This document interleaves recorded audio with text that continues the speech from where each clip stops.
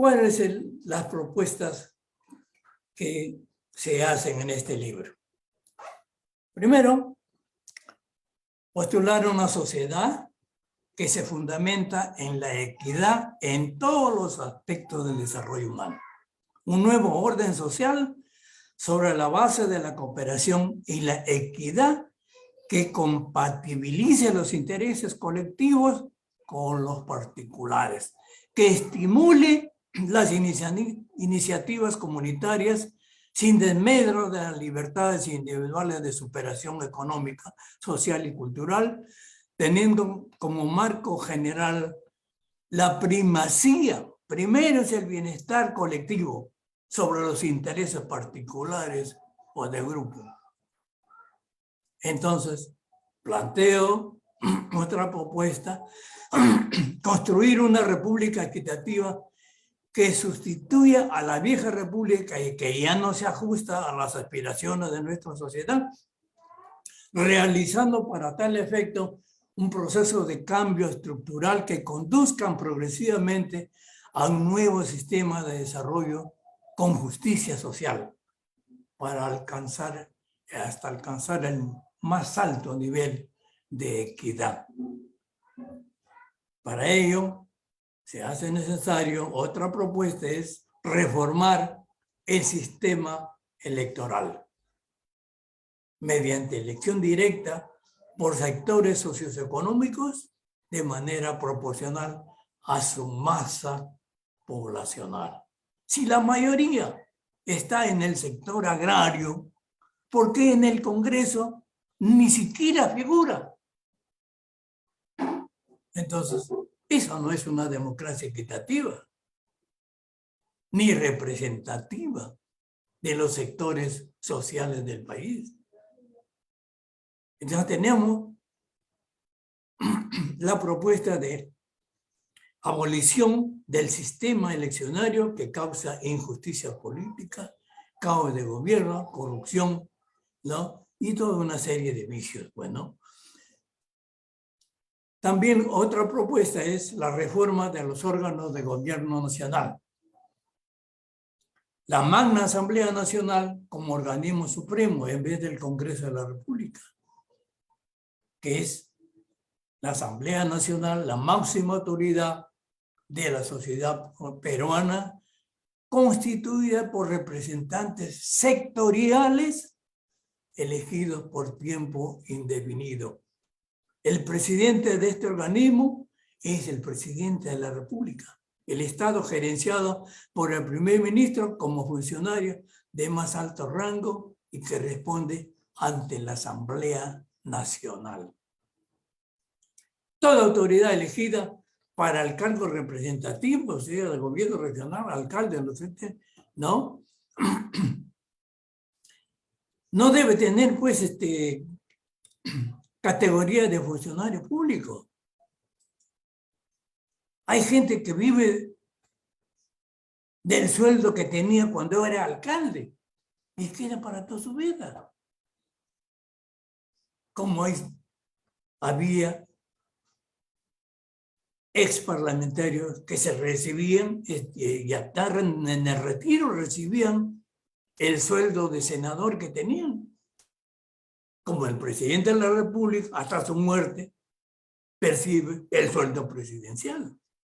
La Asamblea Nacional es la que aprueba el Plan de Desarrollo Nacional mediante ley expresa de vigencia permanente. No que venga un gobierno y cambie todo. No, no, no, señores. Tenemos un plan de desarrollo y ese plan se cumple. Si hay que mejorarlo, mejoraremos. Si hay que corregirlo, corregiremos. Pero el plan, todos los gobiernos deben seguir ese plan de desarrollo para saber qué país queremos en 20, 50, 30 años. Entonces, también se propone un nuevo sistema de fiscalización y lucha contra la corrupción a través de los consejos de vigilancia ciudadana como organismos autónomos e independientes del Estado, ya que los organismos públicos correspondientes son ineficientes. La prensa descubre más que la Contraloría General de la República. Entonces, la corrupción está en todas partes.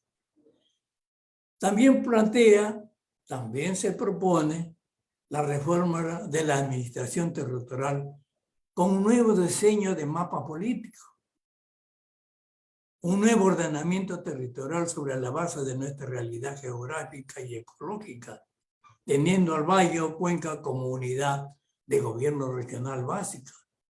Implica la reestructuración del obsoleto mapa político territorial y de las jurisdicciones distritales. Los gobiernos de Valle deben tener autonomía para formular sus planes de desarrollo particular en el marco del Plan de Desarrollo Nacional. Como sabemos, o algunos no lo saben, Tupac Amaru luchó con el sistema de los corregidores. Se abolió eso y se implantó en la colonia los alcaldes de vara y las audiencias territoriales. Cuando viene la República, los mismos colonialistas pasan a ser republicanos y convierten las audiencias en departamentos. Y los que eran jefes de la región pasan a ser prefectos. Pero es la misma cosa, es la misma dominación. Pero además, la corrupción, la manipulación política ha generado departamentos que tienen conformación caprichosa. No siguen un diseño ecológico, territorial, coherente, sino es por influencia política. Y así se vienen creando provincias y distritos solamente por razones políticas, por influencias políticas. Y tenemos miles de distritos y a todos hay que pagarle al alcalde, regidores, empleados, una serie de distritos que hacen aumentar los gastos en el presupuesto nacional, porque todo es un desorden. No hay coherencia en el diseño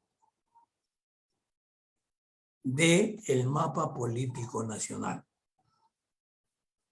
Entonces, también se propone la reforma del sistema económico nacional con proyección a un nuevo diseño de economía de mercado equitativo, fundamentalmente de carácter cooperativo, ¿no? Comunal, estableciendo los circuitos económicos de desarrollo endógeno, que el dinero se quede en la zona que lo cree, para recapitalizar y acumular capitales para expandir la economía de quienes son los que generan la riqueza.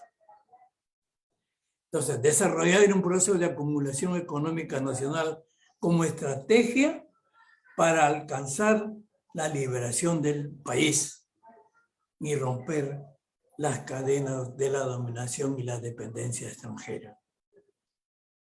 Se propone el apoyo gubernamental a todas las formas de organización empresarial, políticas preferenciales en las formas comunitarias de asociación empresarial, impulso a los capitales nacionales para la expansión y acumulación interna, generar un empresariado patriótico identificado con la causa nacional de equidad.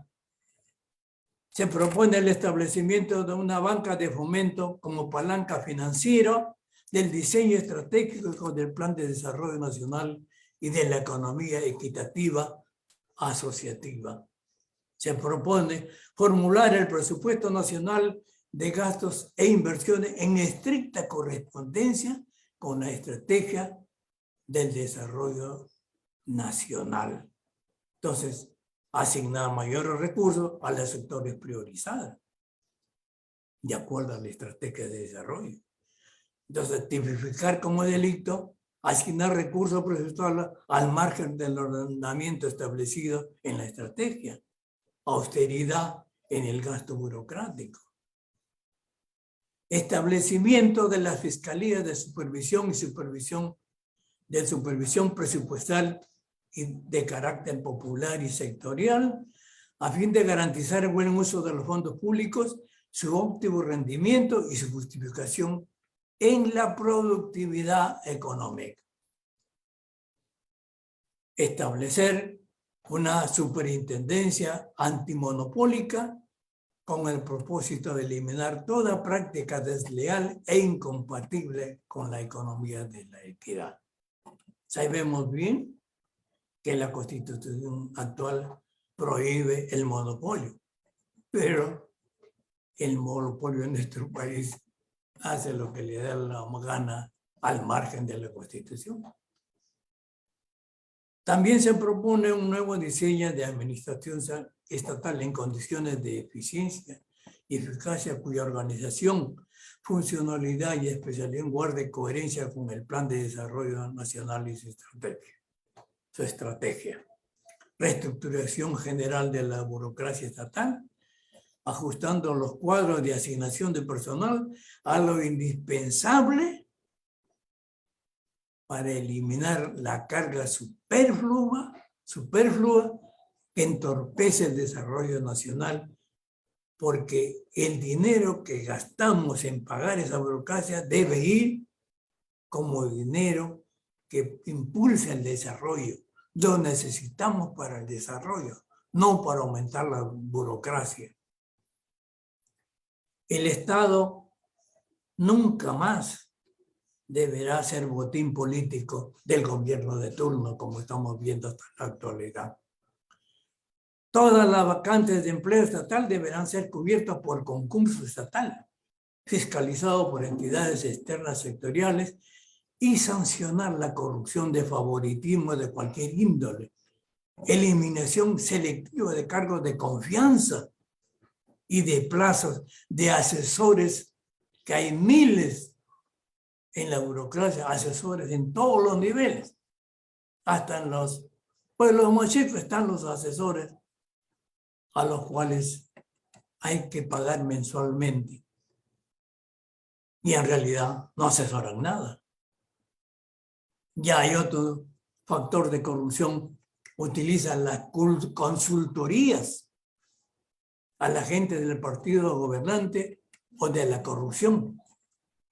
Pero estas consultorías muchas veces ni siquiera sirven para nada. Solamente llenan papel. Entonces hay que eliminar, otra de las propuestas es eliminar los privilegios encubiertos en la administración pública civil y militar, pues generan desigualdades e inequidades entre organismos estatales, corrupción y malos manejos presupuestales. Establecimiento del subsidio tecnológico para la producción primaria en zonas de pobreza como estrategia de desarrollo económico, como derecho social de compensación y como mecanismo de activación de la dinámica económica. El sistema debería ser similar al régimen de seguro social. Todos sabemos, de mucho tiempo venimos manejando el término de que el campo subsidia a la ciudad. ¿Pero eso se ha corregido? No se ha corregido. No hay propuesta tampoco para corregir eso. La ciudad tiene un buen nivel de vida a costa del campo, a costa de quitarle rentabilidad, a costa de pagarle a los precios bajos. Entonces,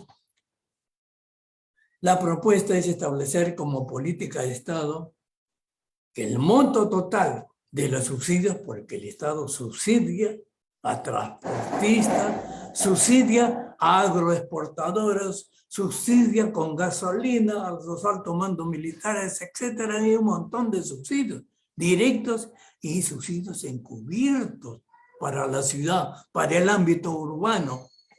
Entonces, Estos subsidios para el ámbito urbano no deberían ser mayor que el que se otorga al ámbito rural. Entonces, si a la ciudad se da subsidio de 100, al campo se le debe dar más de 100, y no a la inversa como ahora. Si a la ciudad le dan 100, al campo le dan 10. Entonces, hay una inequidad inmensa. Entonces, eso genera, pues, desequilibrio en el desarrollo rural y urbano. Y esto trae una serie de problemas que sería largo de tratar en cuanto a delincuencia, congestión vehicular, bueno, hay una serie de problemas, bueno.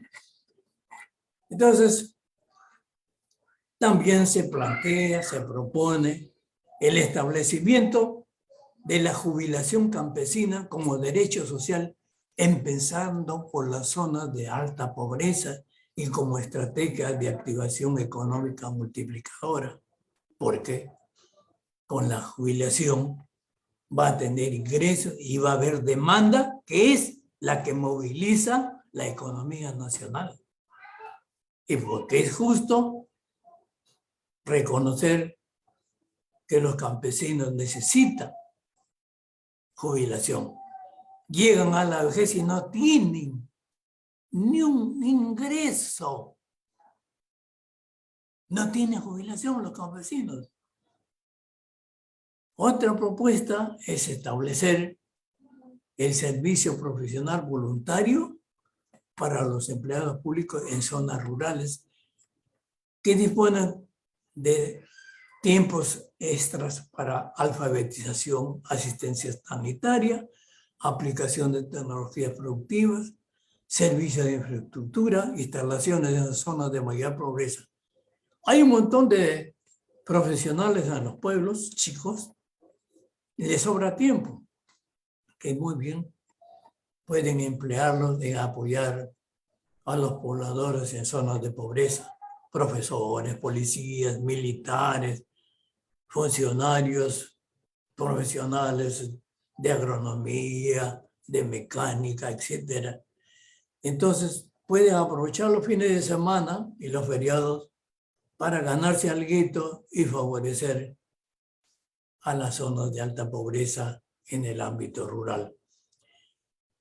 Se propone la creación del Servicio Nacional de Tecnologías Rurales, similar al SENATI, instalando centros de enseñanza práctica con talleres agroindustriales, oficios técnicos, artesanía, planes de negocio y más para diversificar y añadir valor agregado a la producción primaria, agrícola, pecuaria, forestal y demás productos obtenidos de los recursos naturales locales. Los campesinos crían su ganado y lo venden así entero. No aprovechan el cuero, ni las pezuñas, ni los cuernos, ni otros productos o subproductos de la producción ganadera. No industrializan. Son la gente de la ciudad la que industrializa. Entonces, eso necesitamos cambiar. La construcción de locales carcelarios en lugares alejados, rurales, para contribuir al desarrollo de los pueblos olvidados, creando ahí flujos económicos en beneficio de la población local, a lo que se mejora la gestión de la lucha contra la delincuencia. ¿Con qué planteo eso? Porque miren ustedes, los delincuentes dirigen las bandas delincuentes de la cárcel misma, que están mayormente en Lima.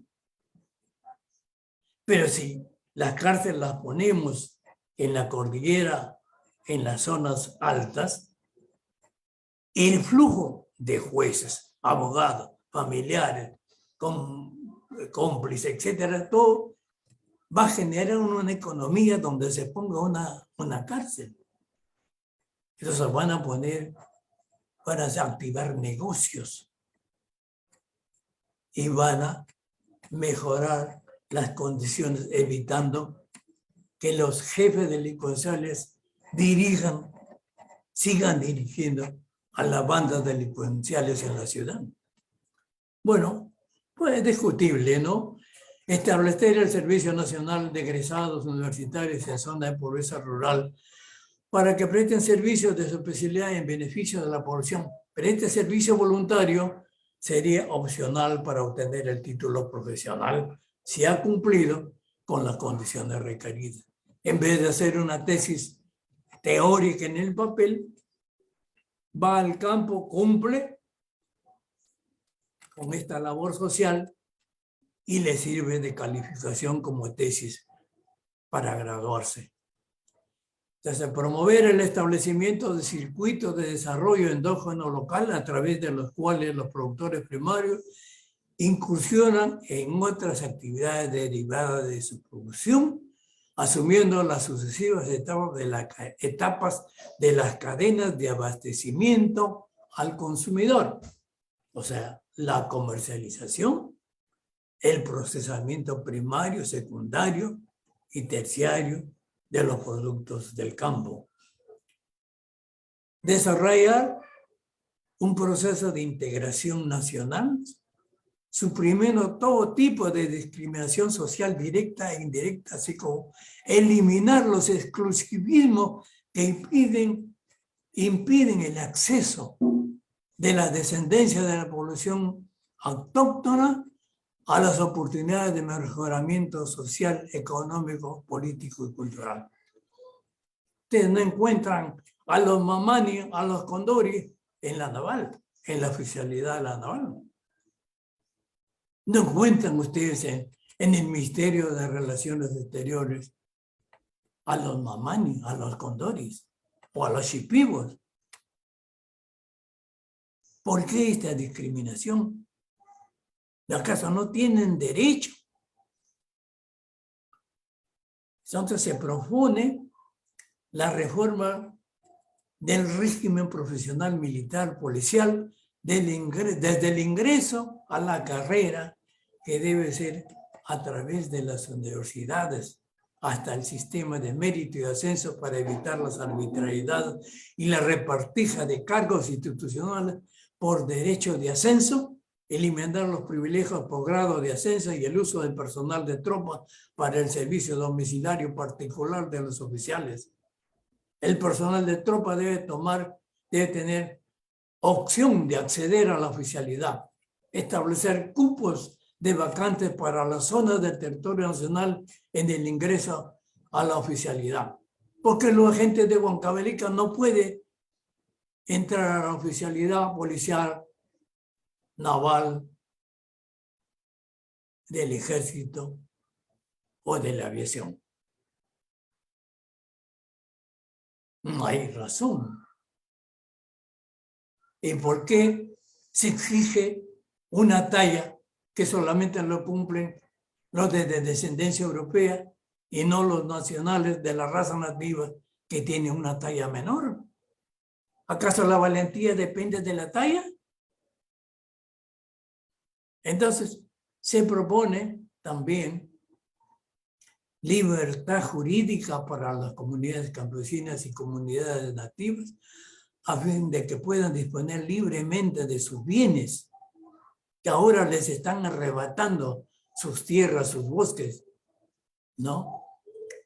Individualizar, si ellos lo permiten, los títulos de propiedad, conservar y cambiar la de organización por voluntad democrática, que ellos decidan, no que el gobierno decida, que ellos decidan su propio destino.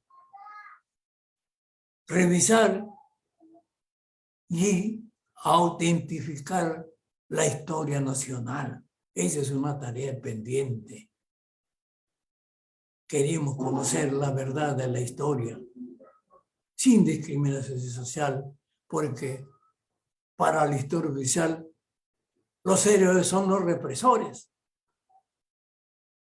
y los rebeldes no son héroes, son proscritos. No lo dejan ni siquiera tener una tumba visible, como ha sucedido con lo del MRTA. Hicieron un mausoleo y lo que hicieron es derrumbar eso, porque ni muertos lo dejan tranquilo. pero para el pueblo ellos son los héroes. Pero por los oficiales, los héroes son los que los asesinaron después de tomar la embajada de Japón. Pues fueron asesinatos, ejecuciones extrajudiciales.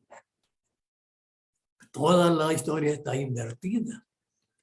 Entonces pedimos equidad histórica para forjar conciencia nacional real de nuestro pasado, generar credibilidad histórica y unidad nacional. Reformar el sistema educativo sobre la base de la eficiencia pedagógica en la formación eficaz de generaciones estudiantiles. Manejo del sistema educativo como factor estratégico del desarrollo nacional. ¿Para qué educamos nuestros recursos humanos? Tiene que ser en función del desarrollo nacional. El Estado debe propiciar la formación profesional del tipo que el país necesita, que requiere para su plan de desarrollo. Y dar ocupación plena para todos. Reestructurar los programas de estudio para un desempeño eficiente y aplicar tecnología docente de alta productividad, reduciendo costos y periodos de estudios. Se propone proteger a la niñez estudiantil de las malas prácticas de la enseñanza escolar, de la manipulación política y religiosa de cualquier procedencia. Protegerlo de toda influencia nociva que afecte su salud mental. Establecer mecanismos de detección y salvamento para los niños que sufren maltrato infantil en sus hogares, abuso sexual, abuso intelectual y otros actos traumáticos que afectan su desarrollo biológico y mental. Proponemos neutralidad religiosa, neutralidad del gobierno, que actualmente está parcializado con una sola religión, y neutralidad religiosa en la administración estatal. Ni privilegios, ni parcialidad de las autoridades con ninguna religión, libertad de conocimiento, de expresión ideológica y de creencias religiosas como derechos ciudadanos. Ya voy a terminar, disculpen. Protección de la sociedad ante los abusos de las empresas mediáticas, contratos de uso de nuestros recursos atmosféricos condicionados a las buenas prácticas periodísticas. La televisión usa nuestro espacio aéreo, ¿no? Como si fueras su latifundio. No hay un código de ética y sanciones por contaminación dañina a la salud mental y corporal de los usuarios de los sistemas de empresas mediáticas. Creación de una autoridad mediática de supervisión ciudadana como entidad independiente del Estado, independiente de toda injerencia estatal, con participación del periodismo, entidades culturales y de salud mental, incluyendo la representación de la empresa mediática. Se propone reforma del sistema de administración de justicia para hacerlo más expeditivo. Se demora un montón de años que al final el delito prescribe y salen libres y cada vez hay más impunidad. Reestructuración de la legislación para ordenarla coherentemente y darle eficacia, eliminando las prácticas jurídicas de los involucrados, los vicios de la reducción carcelaria y otras evasiones por corrupción. Innovación metodológica en la tramitación y procesamiento judicial, reduciendo periodos de tiempo y cortando los vicios de dilaciones tramposas, como lo que ha utilizado Toledo. Establecimiento en todo el territorio nacional de los comités de defensa social como organización popular de protección contra los abusos e injusticias con reconocida autoridad para denunciar, interceder y defender jurídicamente a la población asistida. No como hoy, que cuando la población reclama, se le acusa de terroristas.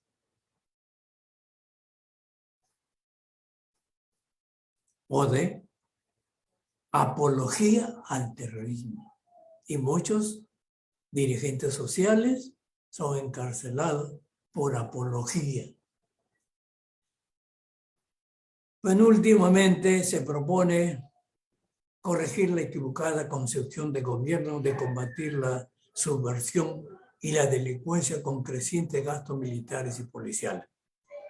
Ello conduce a una espiral de expansión presupuestal que involucra a todos los organismos del Estado y organismos conexos en cuanto a personal, maquinaria, equipos, vehículos, etcétera, etcétera, no hay insumos. Porque si aumentamos la población policial, el presupuesto tiene que aguantar eso. En vez de ir al desarrollo, va a pagar a los opresores, a los represores. Lo que gastamos en armas, en armamento que nunca usamos, ¿no? Bien nos puede servir para el desarrollo nacional, para el desarrollo de los pueblos. Entonces, hay pues algunas situaciones como esas que quedan por corregir, ¿no? Y finalmente, la reformulación ya en lo que corresponde a nosotros de las filas de la izquierda, reformulación ideológica, organizativa y metodológica del accionar político de las fuerzas populares. Necesitamos renovar nuestro comportamiento, nuestras consignas, nuestras formas orgánicas, nuestra democracia interna